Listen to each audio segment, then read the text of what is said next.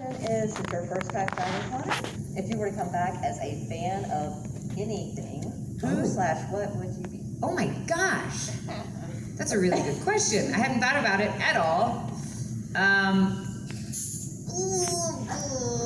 Supernatural.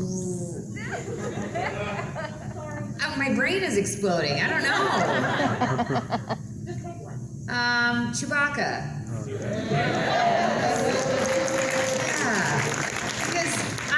I just like, every time I see a Chewbacca at a convention, it makes me so happy. And I was talking to one of the Chewbaccas here this weekend, a gentleman named Mickey, and he was saying that, like, he was talking about the different Star Wars cosplay and like which ones bring the most happiness and who gets excited. And, he was saying, like, when you're Chewbacca, you know people are going to be happy to see you, and you're just bringing so much joy. And I think that would be fun. Yeah. Yeah, total anonymity. Anonymity. Yeah. Hi. So you were saying, when you were a little girl, you wanted to be Princess Leia, like we all did. And when we were growing up, Princess Leia was kind of it for us girls who like Star Wars. And now there's lots of badass ladies in Star Wars, especially in The Mandalorian. Yeah. So I was wondering how that feels, knowing that now there are little girls growing up with Star Wars who want to be your character, and how that must be amazing. But I'm getting choked up. It makes me want to cry. It's incredible to me.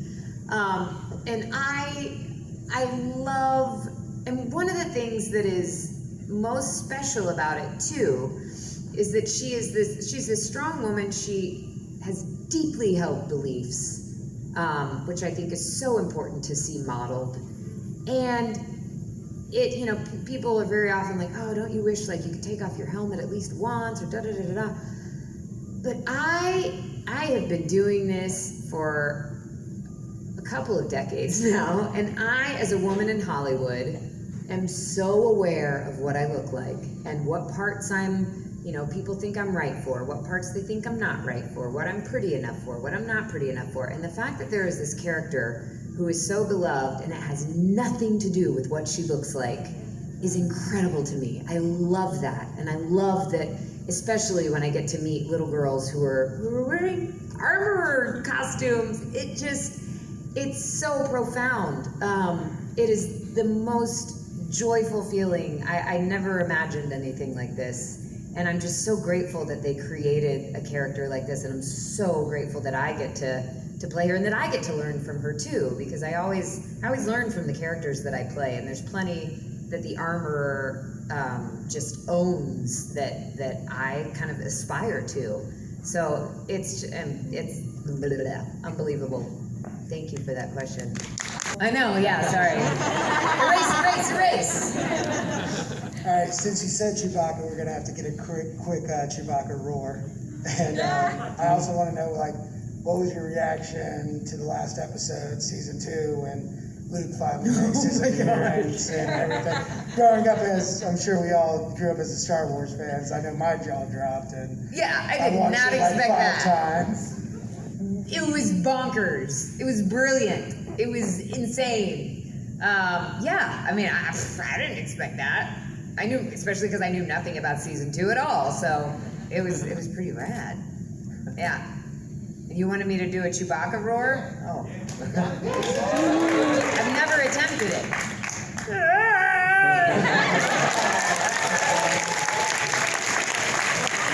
gotta work on that. Next year it'll be better. Uh-oh. You're gonna hold me to it. Do you think there's YouTube tutorials for that? Because there's YouTube tutorials for everything. How to master that. Well, let me hear yours. Oh.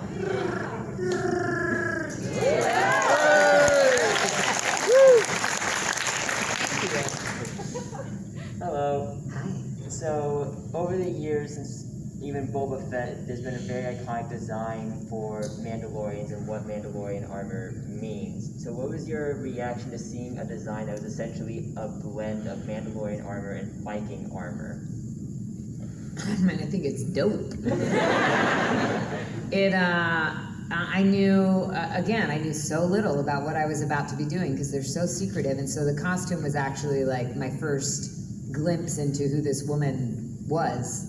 because I didn't have a script or anything. And I went in for my fitting, and they needed to take a cast of my torso, and they're talking to me about all this stuff as if I knew what was going on, and I didn't. And so they said, "Oh, would you like to see a sketch of it?" And yes. And I just think it's magnificent. I love it. I love that, there's so much we're not quite sure about. People have asked me so much about the horns, and I honestly do not know if they stand for anything else, if they link her to anyone else, Darth Maul. No one has told me any of that. But I think I love that her armor is so strong, but still so unmistakably feminine. Like that she's wearing a leather skirt, but it's still completely functional, except for the fur, which has confused me a little bit because she's around fire all the time. But I think, she knows what looks good, so why not add fur? Yeah. You were talking about Grogu. What was your reaction when you saw him the first time, like in person? I was so dumb. He's so cute. He's brilliant. He's just. It's really, whoever designed him is just a genius. That's all I can say. Yeah. So I know a lot of people have this, have a phrase or a kind word that a stranger said to them that sticks with them. I was wondering if you had something like that. Oh, I've had lots of kind words said to me. I think the most important thing that I've gotten to hear from multiple people in my life is "I believe in you," because that, we lose that a lot.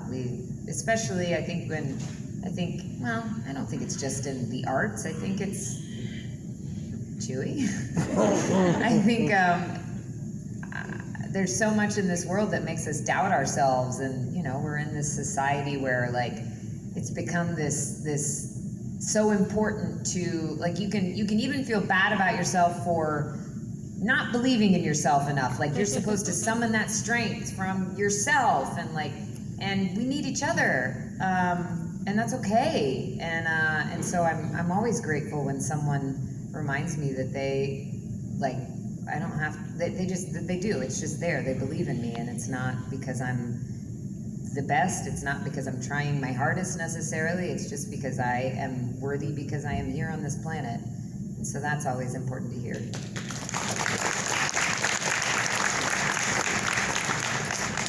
Okay, so I know how much you enjoy the fans, because obviously you are